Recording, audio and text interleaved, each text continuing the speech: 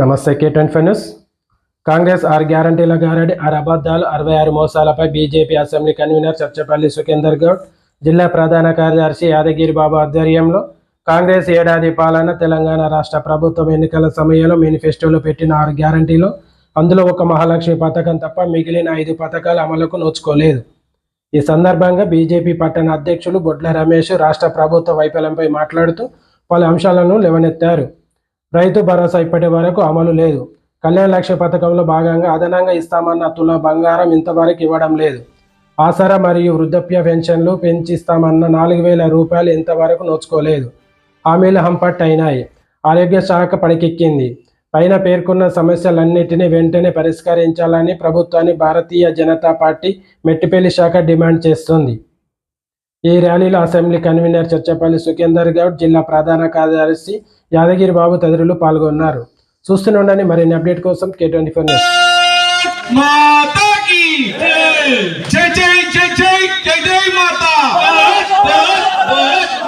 నరేంద్ర మోదీ గారి నాయకత్వం,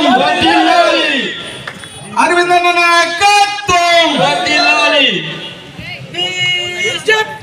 జిందాబాద్ BJP, BJP జిందాబాద్. ఈ కార్యక్రమం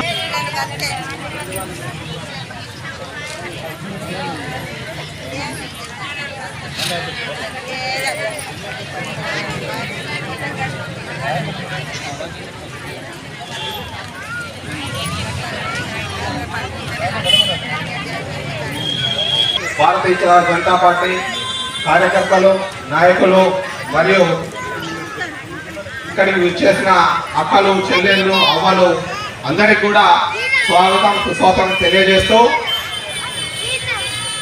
మన ఈరోజు అధికారంలో ఉన్న కాంగ్రెస్ పార్టీ ఏడాది క్రితం ఎలక్షన్లలో మరి ఏదైతే మనకు 6 గ్యారంటీలు మరియు 420 వాగ్దానాలతోని అధికారంలో ప్రజల్ని మోసం చేసి అధికారంలోకి వచ్చిండ్రో వాటన్నిటి కూడా వాళ్ళు ఇంతవరకు కూడా ఏ ఒక్కటి కూడా పూర్తిగా నెరవేర్చలేదు. కాబట్టి వారిని నిలదీయడానికి భారతీయ జనతా పార్టీ ఆధ్వర్యంలో ఈ నెల 1వ తారీఖు నుంచి 5వ తారీఖు వరకు అనేక కార్యక్రమాలు చేపట్టడం జరిగింది.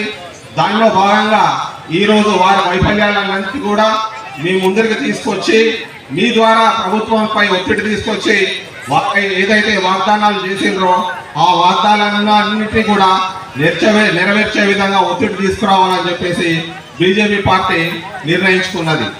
ముఖ్యంగా మీకు అందరికీ తెలుసు, కాంగ్రెస్ పార్టీ మహిళలకు, వితంతువులకి, రైతులకి, యువకులకి అనేక వాగ్దానాలు చేసింది.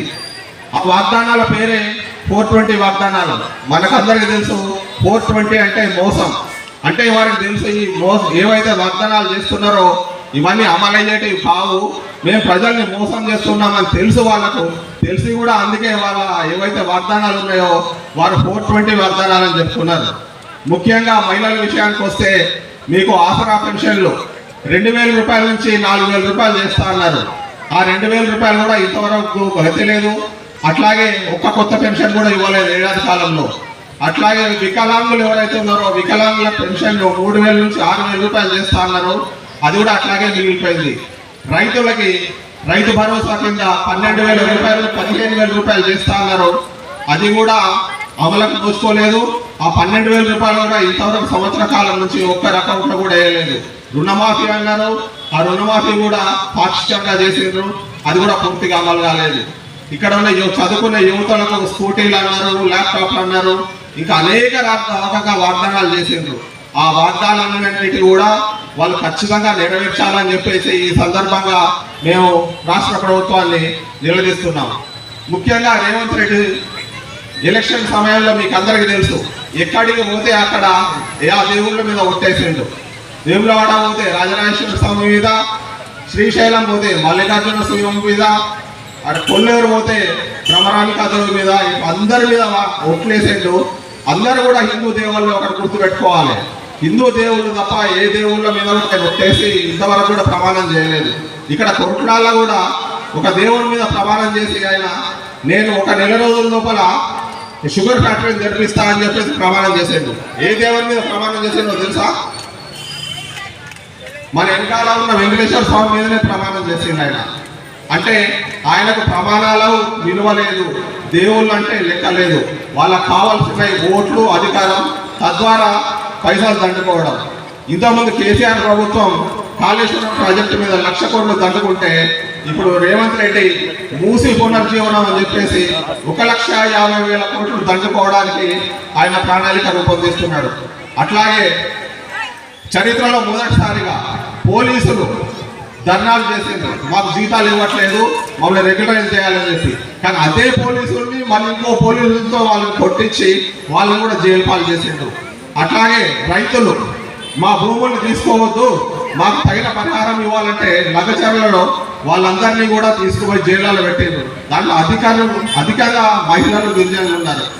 అట్లాగే యువకులు పరీక్షలు సక్రమ పద్ధతిలో నిర్వహించాలంటే వాళ్ళందరినీ కూడా తీసుకుపోయి జైల్లో పెట్టి ఇలా వాళ్ళ భవిష్యత్తును కాలు రాసింది. ఇట్లా చెప్పుకుంటూ పోతే చాలా చాలా చాలా ఉన్నాయి.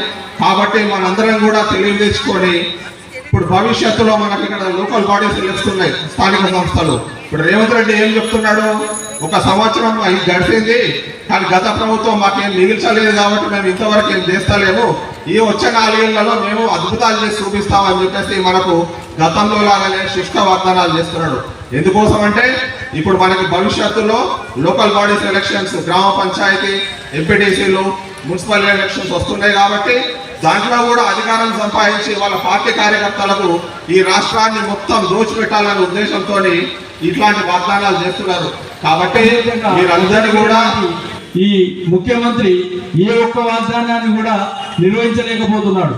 అదే మనం చూసుకుంటే మనం ఎన్నో కష్టాల నుంచి బయటకు వస్తూ కరోనాలో మనం ప్రపంచం అంతటా కూడా వేసంపించేలాగా మన మందులు మనకు వాడుకుంటూ అప్పటి నుంచి ఇప్పటి వరకు కూడా మనకు రేషన్ బియ్యం ఉచితంగా ఇస్తున్నటువంటి ప్రభుత్వం కేవలం మన బీజేపీ పార్టీ మాత్రమే. ఇంకెవరితోనూ కూడా ఇది సాధ్యం కాదు.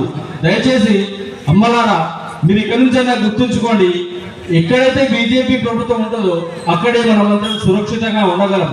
ఇప్పుడు జరుగుతున్నటువంటి ఈ సభ ముఖ్య ఉద్దేశం ఏంటంటే వారు చేసినటువంటి వాగ్దానాలు ఎప్పటికి కూడా వారు నెరవేర్చలేరు. వారు అనవసరంగా మభ్యపెట్టి మనను మోసపూరితంగా మనతో ఓట్లు వేయించుకున్నారు. మనము 2వసారి కూడా మోసపోయినాం. దయచేసి అలా కాకుండా ఆలోచించి దేశాన్ని మనము అభివృద్ధి పదంలో తీసుకెళ్లాలంటే కేవలం మనం ఇక్కడ గల్లీ నుంచి ఢిల్లీ వరకు మన బీజేపీ మాత్రమే ఉండాలి. అప్పుడే మనము సురక్షితంగా ఉండగలము. అప్పుడే మనం మంచి అందరికీ చిన్న స్థాయి నుంచి వరకు పడితే పెద్ద స్థాయి వరకు అందరికీ అన్ని ఫలాలు అందగలుగుతాయి. దయచేసి మీరు ఇది గమనించగలరు. ఇప్పుడు జరుగుతున్నటువంటి ఆ వాగ్దానాలు ఎన్నో వాగ్దానాలు. మొన్న వరికి నష్టపరిహారం ఇస్తా అన్నాడు, బోనస్ ఇస్తా అన్నాడు. ఇంతవరకు ఎక్కడ కూడా ఎలాంటిది అట్లా చెప్పుకుంటూ పోతే 1 కాదు 2 కాదు ఎన్నో వాగ్దానాలు చేసిండు. పిల్లలకు స్కూటీ కొనిస్తాడు చదువుకునే పిల్లలకు. అట్లా చెప్పుకుంటూ పోతే లెక్కలేనన్నాయి. 1 కూడా ఇంతవరకు కాలేదు, కాదు. మళ్ళీ మభ్య పెట్టడానికి మీ దగ్గరికి వస్తున్నారు చిన్న ఎలక్షన్స్ కొరకు. వాస్తవంగా వాటితో పెద్ద ఇదేం కాదు. కాకపోతే మనం ఇప్పటి నుంచి అయినా గుర్తించుకొని కేవలం బీజేపీ అన్న నినాదంతో మనమందరం ముంగట్లా ఇప్పుడు మీరు బీజేపీని గెలిపించుకుంటే మనకి ఇక్కడ బీడీ కార్మికులకు హాస్పిటల్ కూడా పెట్టిస్తారని మన అరవింద్ అన్న గారు ఇంతకుముందే వాగ్దానం చేసేది. మన అరవింద్ అన్న గారు వాగ్దానం చేసేది బీజేపీని గెలిపిస్తే ఖచ్చితంగా బీడీ కార్మికుల కొరకు ప్రత్యేకమైనటువంటి హాస్పిటల్, ఉచిత హాస్పిటల్ పెట్టిస్తారు. ఇది ఖచ్చితంగా జరుగుతుంది. అంతేకాకుండా ఎన్నో అభివృద్ధి కార్యక్రమాలు జరుగుతాయి. ఇతర రాష్ట్రాల్లో మనం చూస్తున్నాం. ఆ రకంగా మనం ఉండాలంటే కేవలం బీజేపీకి మద్దతు ఇవ్వండి. నాకు ఈ అవకాశం ఇచ్చిన పెద్దలందరికీ ధన్యవాదాలు. సెలవు. బీజేవైఎం రాష్ట్ర కార్యవర్గ సభ్యులు శ్రీ దొనకల నవీన్ గారిని ప్రసంగించవలసిందిగా కోరుతూ కౌన్సిలర్ పెండెన్ గణేష్ గారు వేదికపైకి రావాల్సిందిగా కోరుతున్నాం. భారత్ మాతాకి అమ్మ 2 చేతులను ఖచ్చితంగా పైకి లేవతాడు. భారత్ మాతాకి, భారత్ మాతాకి. నరేంద్ర మోడీ గారి నాయకత్వం, నరేంద్ర మోడీ గారి నాయకత్వం. ధర్మపురి అరవిందన్న గారి నాయకత్వం. భారత్ మాతాకి. ఈరోజు ఈ రాష్ట్రం లోపల కులం పేరుతో మతం పేరుతో విభజించి పాలించి ఈ యొక్క తెలంగాణ ప్రజలను మోసం చేస్తూ 6 గ్యారంటీల హామీల పేరుతోని మాయ మాటలు చెప్పి మోసం చేసినటువంటి కాంగ్రెస్ పార్టీ ఇవాళ ఎన్నికల్లో అధికారంలోకి వచ్చి సంవత్సరం పూర్తవుతూ ఉన్నది. ఈ సంవత్సరం కాలం పాటు అమలుకు నోచుకున్నటువంటి హామీల నుంచి వాళ్ళ గద్దెనెక్కిన తర్వాత ఇవాళ తెలంగాణ ప్రజలను మోసం చేస్తూ ఇవాళ పబ్బం గడుపుతున్నటువంటి కాంగ్రెస్ పార్టీకి వ్యతిరేకంగా భారతీయ జనతా పార్టీ ఇవాళ ప్రజల మధ్యకు రావడం జరిగింది. ఎందుకంటే ఈ యొక్క రాష్ట్రం లోపల గతంలో పాలన మారింది కానీ పాలకులు మాత్రం మారలే. గతంలో టిఆర్ఎస్ పార్టీ కల్వకుంట్ల చంద్రశేఖరరావు ఈ తెలంగాణ రాష్ట్రానికి ముఖ్యమంత్రిగా ఉన్నప్పుడు ఈ తెలంగాణ రాష్ట్రంలో అరాచకాలు చూసినాం, అరెస్టులు చూసినాం, ఆత్మహత్యలు చూసినాం. మళ్ళీ ఎన్నికలు వచ్చినాయి. ఈ యొక్క తెలంగాణ రాష్ట్రంలో ఒక మంచి ప్రభుత్వాన్ని చూస్తామని చెప్పి చాలా మంది కలలు కన్నారు.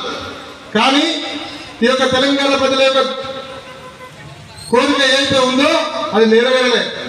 కానీ కాంగ్రెస్ పార్టీ 6 గ్యారెంటీలను అమలు చేస్తామని చెప్పి మాయ మాటలు చెప్పి మోసం చేసి ఒక పక్క మహిళలను, ఒక పక్క రైతులను, విద్యార్థులను, నిరుద్యోగులను సంపన్నమైనటువంటి ప్రజల ద్వారా ఈ యొక్క తెలంగాణ రాష్ట్రంలో నిజాం రజాకారుల యొక్క వారసత్వ పాలన కొనసాగిస్తున్నారు తప్ప ఈ తెలంగాణలో ప్రజాపాలన పేరుతో విజయోత్సవాలు నిర్వహించుకున్నటువంటి కాంగ్రెస్ పార్టీకి ఏ మాత్రం కూడా అర్హత లేదని చెప్పి ఈ సందర్భంగా నేను తెలియజేస్తా ఉన్నా. ఎందుకంటే ఈ యొక్క తెలంగాణ రాష్ట్రంలో రైతులకు 2 లక్షల రూపాయల రుణమాఫీ చెల్లిస్తామని చెప్పి ఏదైతే హామీ ఇచ్చిందో ఇప్పటి వరకు కూడా 2 లక్షల రుణమాఫీ దేవుడేక. కానీ ఒక రైతులు అండచేలో గిన్నెలు కావాల్సినటువంటి రైతులు రోడ్డు మీదకి వచ్చి ధర్నాలు చేస్తా ఉన్నారు. అదేవిధంగా మా పోలీసు అన్నలు ఈ చరిత్రలో తెలంగాణ నేను పుట్టినప్పటి ఊళ్ళే పోలీసులు రోడ్డు మీదకి వచ్చి ధర్నా చేసి అరెస్ట్ చేసినటువంటి సంఘటన ఇప్పటి వరకు చూడలే. కానీ కాంగ్రెస్ పార్టీ అధికారంలోకి వచ్చిన తర్వాత పోలీసులు కూడా రోడ్డు మీదకి వచ్చి వాళ్ళ యొక్క సమస్యలను పరిష్కరించాలని చెప్పి వాళ్ళ భార్యలు కూడా వచ్చి ధర్నాలు చేస్తే ఆ పోలీసుల మీద కేసులు పెట్టినటువంటి ప్రభుత్వము, దుర్మార్గమైనటువంటి ప్రభుత్వము ఈరోజు కాంగ్రెస్ పార్టీ ప్రభుత్వము. అంతేకాదమ్మా, రేషన్ కార్డు ఇస్తామని చెప్పి ఎన్నికల ముందు హామీలు ఇచ్చారు. రేషన్ కార్డు ఇచ్చినాయమ్మా. రేషన్ కార్డు ఇస్తాం, పింఛన్లు పెంచుతాం, నిరుద్యోగ వృత్తి 3000 పదాలు చెల్లిస్తాం, రైతులకు 2 లక్షల రుణమాఫీ ప్రకటిస్తాం. ఈ రకంగా చెప్పుకుంటా పోతే అనేకమైనటువంటి హామీలను ఇచ్చి ఈరోజు ఈ యొక్క తెలంగాణ రాష్ట్రం లోపల కాంగ్రెస్ పార్టీ గద్దెనెక్కి ఈరోజు తెలంగాణ ప్రజలను వంచించి మోసం చేసినటువంటి పార్టీ కాంగ్రెస్ పార్టీ. ఆనాడు దొరల పాలన పోయి ఈరోజు మళ్ళీ నిజాం రజాకారుల వారసత్వమైనటువంటి కాంగ్రెస్ పార్టీ అధికారంలోకి వచ్చింది. ఈ అధికారంలోకి వచ్చిన తర్వాత నుండి కూడా ఈ రాష్ట్రంలో ఎటువంటి అభివృద్ధి జరగలేదు. కేవలం హామీలు ఇస్తున్నారు, చెబుతున్నారు కానీ చేతల్లో చూపెట్టినటువంటి పరిస్థితి తెలంగాణ రాష్ట్రంలో కొనసాగుతూ ఉన్నది. చదువుకున్నటువంటి విద్యార్థులకు ఉద్యోగ అవకాశాలు లేవు. ఈరోజు మనకు ఉన్నటువంటి పిల్లలు ఉన్నంత చదువులు చదివితే